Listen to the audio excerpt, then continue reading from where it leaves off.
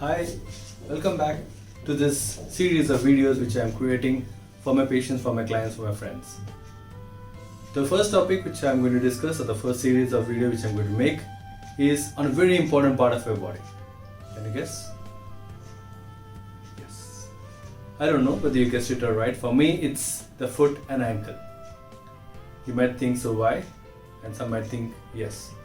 For me, why it is most important, because that is what is the foundation of one among the foundations of our body.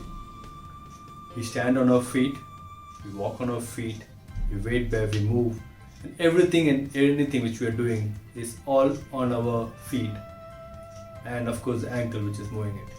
So let's start our series from ankle and foot, because that is the most commonest area which is injured in most of our patients, and they have a lot of issues with my ankle and foot. Even chronic injuries are also always negligent, and it causes a lot of problems in most of my patients.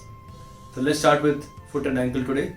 Let's have a small idea about what it is, how it's moving, and what are the exercises which you can do, and what are the most common problems which has been seen in this joint of ours.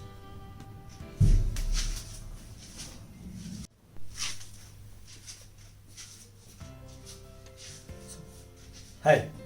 So let's start with the foot and ankle. So I have got a couple of models which is basically to explain to you what exactly is the foot and ankle.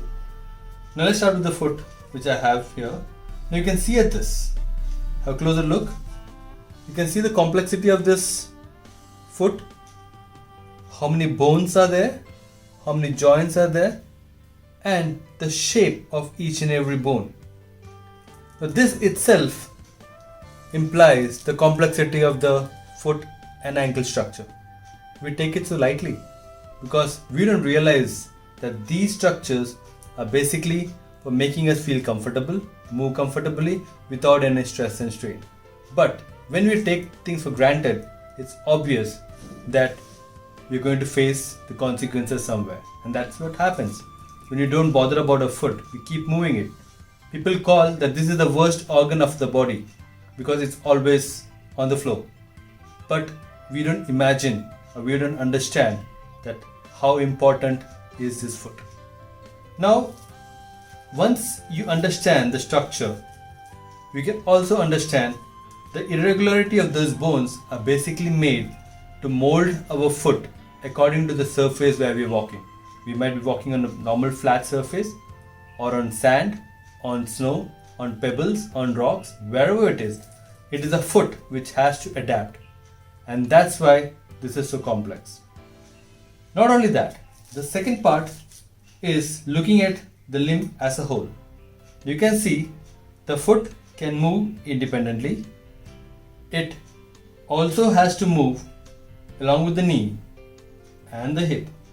So if in case we are doing a particular activity, especially when you're running, when you're walking, the ankle movement has to compensate with the movement which is happening at the other joint.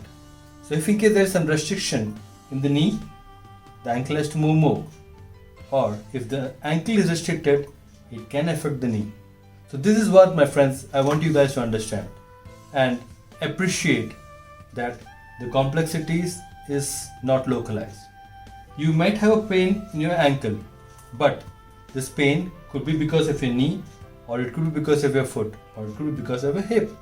So understanding these links is what I was talking about in my introductory class, that it should be a holistic approach. So let's see what we have here. Now let's talk about the foot. Now you can see how broad it is in the front and how narrow it is. This broadness is because of the structural arrangement of the feet. And this is what helps us to do a good push off when you are walking, to create that movement, to generate that force when you're walking. So generally we are covered with a lot of structures on the up, down, on either sides. Let us see what are the most commonly affected areas of the foot.